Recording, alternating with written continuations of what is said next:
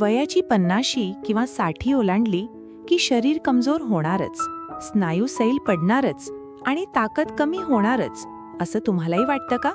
पण थांबा, वय वाढणं ही समस्या नाही.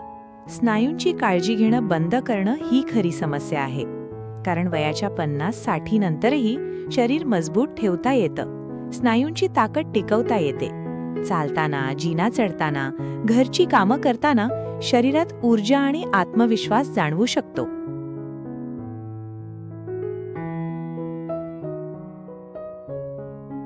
आणि यासाठी फक्त महागडी प्रोटीन पावडर किंवा जिममध्ये तासनतास व्यायाम करण्याची गरज नाही. तुमच्या रोजच्या आहारात असणाऱ्या काही साध्या पौष्टिक पदार्थांकडे लक्ष देणं खूप महत्त्वाचं आहे. आजच्या व्हिडिओमध्ये आपण अशाच एका अत्यंत महत्त्वाच्या पदार्थाबद्दल जाणून घेणार आहोत, जो प्रथिने आणि इतर पोषक घटकांचा चांगला स्रोत ठरू शकतो.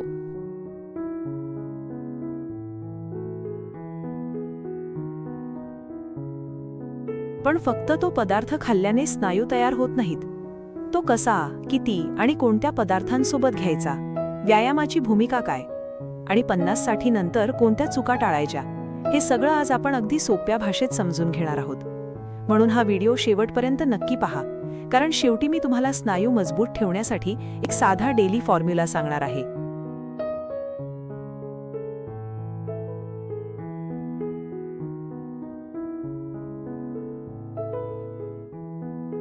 मित्रांनो, आपल्या शरीरात वयाबरोबर अनेक नैसर्गिक बदल होतात. यापैकी एक महत्त्वाचा बदल म्हणजे मसल मास, म्हणजेच स्नायूंचं प्रमाण, आणि मसल स्ट्रेंथ म्हणजे स्नायूंची ताकद हळूहळू कमी होण्याची शक्यता. याला वैद्यकीय भाषेत सार्कोपिनिया म्हणजे वयानुसार स्नायूंच्या वस्तुमान आणि कार्यक्षमतेत होणारी घट असं म्हणतात.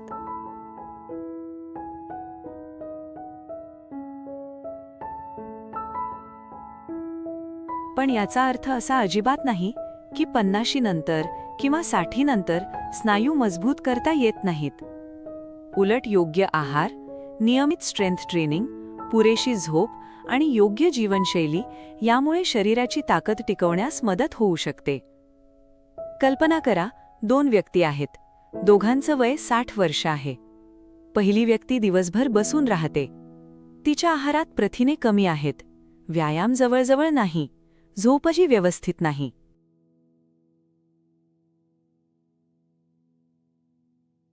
दुसरी व्यक्ती दररोज चालते, आठवड्यातून काही दिवस हलका स्ट्रेंथ एक्सरसाइज करते, प्रत्येक जेवणात पौष्टिक प्रोटीन सोर्स घेते आणि पुरेशी झोप घेते. दोघांचं वय समान आहे, पण त्यांची शरीराची ताकद, हालचाल आणि दैनंदिन काम करण्याची क्षमता खूप वेगळी असू शकते. म्हणून लक्षात ठेवा, वय हा फक्त एक आकडा आहे. शरीराची ताकद टिकवण्यासाठी आपल्या सवयींची भूमिका खूप मोठी असते.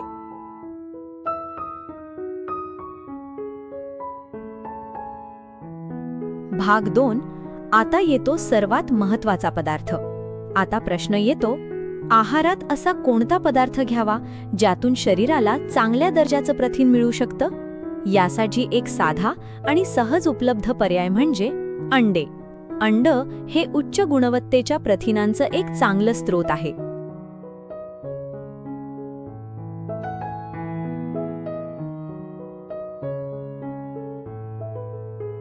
अंड्यात शरीराला आवश्यक असणाऱ्या अनेक ॲमिनो ॲसिड्स मिळतात. ही ॲमिनो ॲसिड्स शरीरातील ऊतींच्या निर्मिती आणि दुरुस्तीसाठी महत्त्वाची असतात. विशेषतः वय वाढल्यानंतर शरीराला पुरेसं प्रोटीन मिळणं महत्त्वाचं ठरू शकतं. पण इथे एक गोष्ट अत्यंत महत्त्वाची आहे. अंड म्हणजे जादूची गोळी नाही. फक्त रोज अंड खाल्लं आणि व्यायाम केला नाही तर अचानक पिळदार शरीर तयार होणार नाही.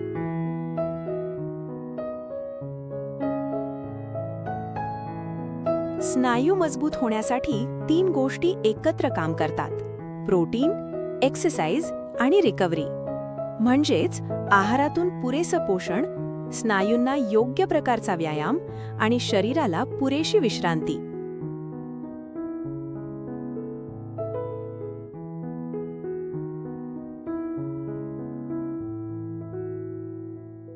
भाग 3. अंड कसं खायचं? अंड आहारात समाविष्ट करण्याचे अनेक मार्ग आहेत. उकडलेलं अंड हा सोपा पर्याय आहे. पण अंड कसं घ्यायचं हे तुमच्या एकूण आहारावर आणि आरोग्याच्या परिस्थितीवर अवलंबून असतं. काही लोकांना अंड्याची भुर्जी आवडते, काहींना उकडलेलं अंड, तर काही जण भाज्यांसोबत अंड्याचं ऑमलेट घेतात.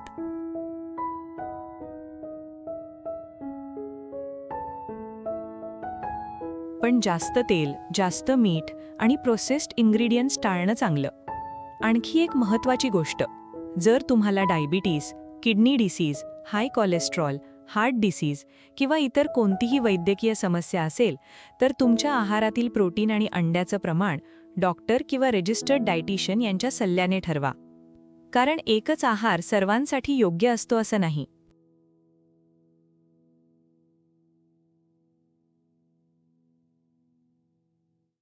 भाग 4. फक्त अंड पुरेसा आहे का? नाही, ही गोष्ट खूप महत्त्वाची आहे. स्नायू मजबूत करण्यासाठी एका पदार्थावर अवलंबून राहण्यापेक्षा संपूर्ण आहाराकडे पाहणं आवश्यक आहे. उदाहरणार्थ, डाळी, कडधान्य, हरभरा, मूग, मसूर, राजमा.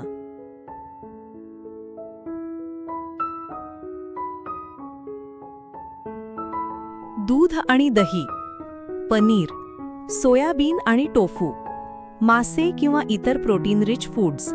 तुमच्या आवडी, आरोग्य आणि आहार पद्धतीनुसार यांचा योग्य समावेश करता येतो. म्हणजेच प्रोटीन व्हरायटी ठेवा. दररोज फक्त एकाच पदार्थातून प्रोटीन घेण्यापेक्षा विविध पौष्टिक स्रोतांचा समावेश करा.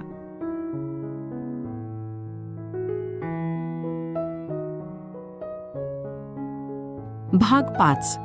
50-60 नंतर प्रोटीन इतकं महत्त्वाचं का? वय वाढल्यानंतर शरीराच्या स्नायूंच्या प्रोटीन सिंथेसिस प्रक्रियेत बदल होऊ शकतात. म्हणूनच अनेक ज्येष्ठ व्यक्तींमध्ये आहारातून पुरेसं प्रोटीन मिळणं महत्त्वाचं ठरतं. पण इथे एक मोठी चूक केली जाते. काही लोक सकाळी फक्त चहा बिस्किटं घेतात.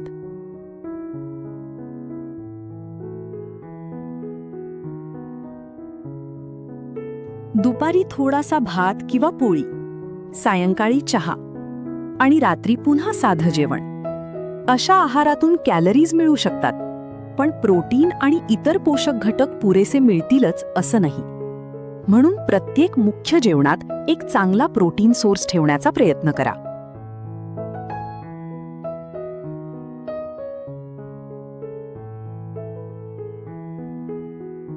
उदाहरणार्थ, पोळी अधिक डाळ, भात अधिक डाळ अधिक दही, भाजी अधिक पोळी अधिक पनीर, मूग अधिक भाज्या, अंड अधिक भाज्या अधिक पोळी.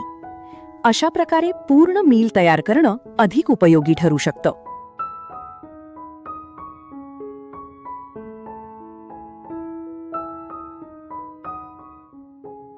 भाग 6. पण आता सर्वात मोठं रहस्य.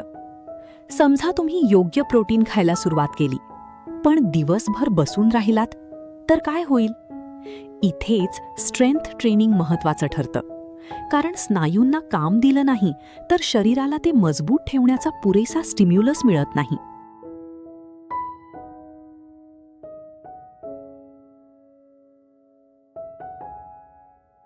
आणि स्ट्रेंथ ट्रेनिंग म्हणजे लगेच जड वजन उचलणं असा अर्थ नाही. 50-60 नंतर सुरुवात करताना शरीराच्या क्षमतेनुसार साधे व्यायाम करता येतात. उदाहरणार्थ, खुर्चीवरून सावकाश उठणे आणि बसणे, वॉल पुशअप्स, हलके रेझिस्टन्स बँड एक्सरसाइजेस, हलके डंबेल्स, काफ रेजेस आणि संतुलन सुधारण्यासाठी योग्य एक्सरसाइजेस.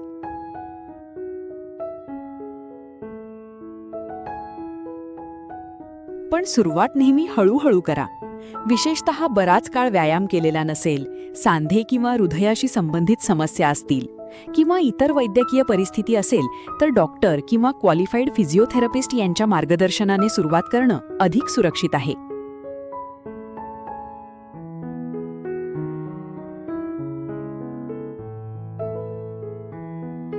भाग 7. चालणे चांगलं आहे, पण एकटं पुरेसं आहे का? चालणं अत्यंत चांगली सवय आहे. दररोज चालण्यामुळे फिजिकल ॲक्टिव्हिटी वाढते आणि अनेक आरोग्यदायी फायदे मिळू शकतात. पण जर तुमचं मुख्य उद्दिष्ट स्नायूंची ताकद टिकवणं किंवा वाढवणं असेल,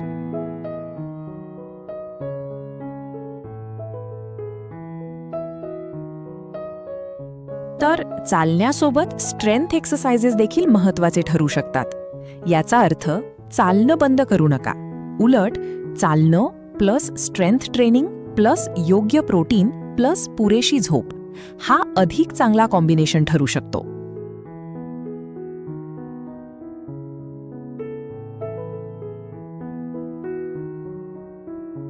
भाग 8.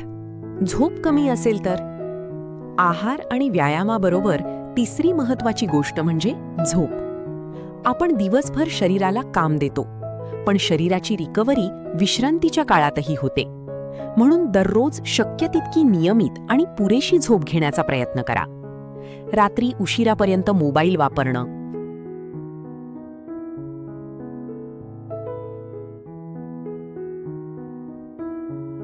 अतिरिक्त चहा, कॉफी, अनियमित झोपण्याची वेळ, दिवसभर ताण या सवयी झोपेच्या गुणवत्तेवर परिणाम करू शकतात.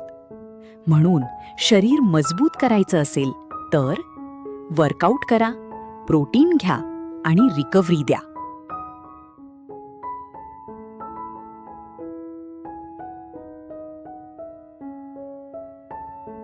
भाग 9. 50-60 नंतरच्या 5 मोठ्या चुका. पहिली चूक, फक्त कमी खाणं. काही लोक वजन वाढू नये म्हणून इतकं कमी खातात की प्रोटीन आणि इतर न्यूट्रिएंट्स देखील कमी पडतात. दुसरी चूक, फक्त चालणं आणि स्ट्रेंथ ट्रेनिंग पूर्णपणे टाळणं.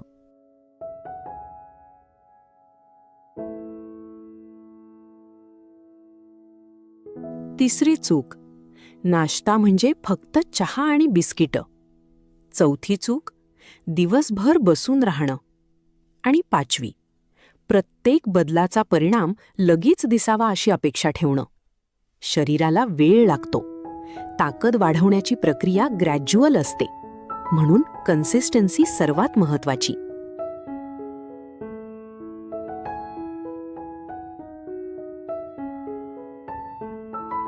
भाग 10. अंड्याशिवाय प्रोटीन कुठून मिळेल? जर तुम्ही अंड खात नसाल तर चिंता करण्याची गरज नाही. भारतीय आहारात प्रोटीनचे अनेक पर्याय आहेत. डाळी, कडधान्य, मूग, चणा, मसूर, राजमा, दूध.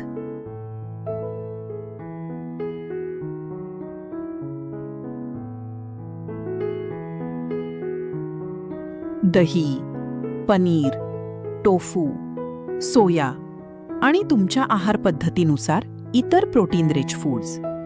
म्हणून अंड हा एक पर्याय आहे, एकमेव पर्याय नाही. तुमच्या आवडीचा आणि आरोग्याला योग्य असा प्रोटीन सोर्स निवडा.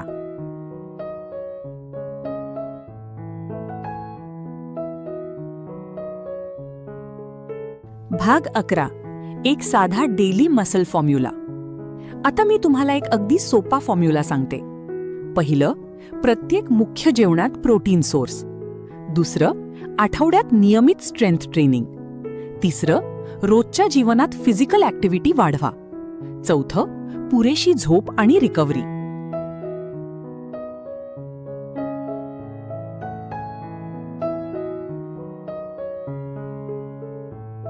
पाचवं, भाज्या, फळं, संपूर्ण धान्य आणि इतर पौष्टिक पदार्थांचा संतुलित आहार. आणि 6वं, सातत्य. कारण एक दिवस प्रोटीन खाल्ल्याने किंवा 2 दिवस व्यायाम केल्याने शरीर बदलत नाही. पण तीच चांगली सवय महिन्यांपर्यंत आणि वर्षांपर्यंत टिकवली तर फरक पडू शकतो.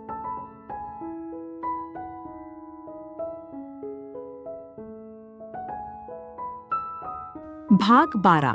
60 वर्षांचे आहात तरीही उशीर झालेला नाही. हा भाग विशेष लक्षात ठेवा. जर तुमचं वय 50 असेल, 60 असेल किंवा त्यापेक्षाही जास्त असेल तर आता माझं वय झालं आहे असं म्हणत शरीराकडे दुर्लक्ष करू नका. तुम्ही आजपासून छोटी सुरुवात करू शकता. आज 10 मिनिटं चालणं, उद्या हलके स्ट्रेंथ एक्सरसाइजेस.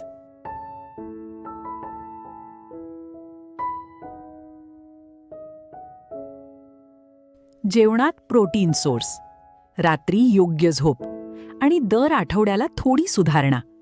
तुमचं उद्दिष्ट 25 वर्षांच्या तरुणासारखं दिसणं नसावं. तुमचं उद्दिष्ट असावं स्वतःच्या वयासाठी मजबूत, सक्रिय आणि स्वतंत्र राहणं.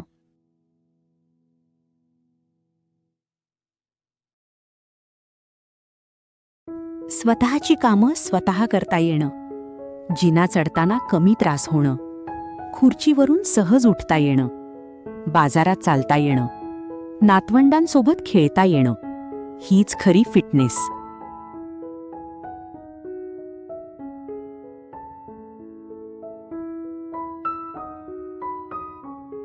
मित्रांनो, पिळदार शरीर म्हणजे फक्त मोठे मसल्स नाहीत.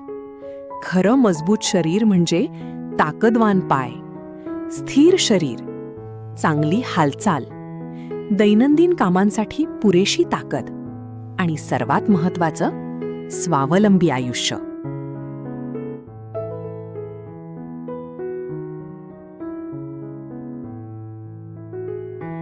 म्हणून आजपासून एक निर्णय घ्या. वय वाढतंय म्हणून शरीराला सोडून देणार नाही. आहारात योग्य प्रोटीन ठेवणार, शरीराला योग्य व्यायाम देणार, पुरेशी विश्रांती घेणार आणि सातत्याने स्वतःची काळजी घेणार. कारण 50 किंवा 60 वर्ष म्हणजे आयुष्याचा शेवट नाही.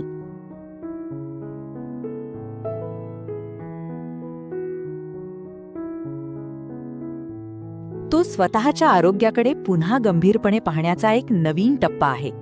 जर हा व्हिडिओ तुम्हाला उपयुक्त वाटला असेल तर तो तुमच्या कुटुंबातील 50 वर्षांवरील व्यक्तींना नक्की शेअर करा आणि कमेंटमध्ये फक्त एक शब्द लिहा, मजबूत, स्ट्रॉंग. कारण मजबूत शरीरासाठी सुरुवात करण्याची योग्य वेळ आजच आहे.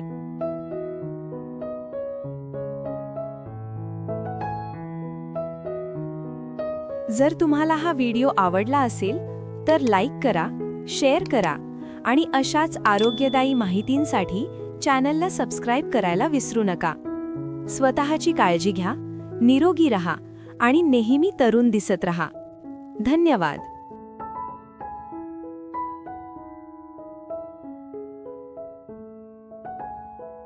व्हिडिओ आवडला असेल तर लाईक, शेअर आणि सबस्क्राईब नक्की करा.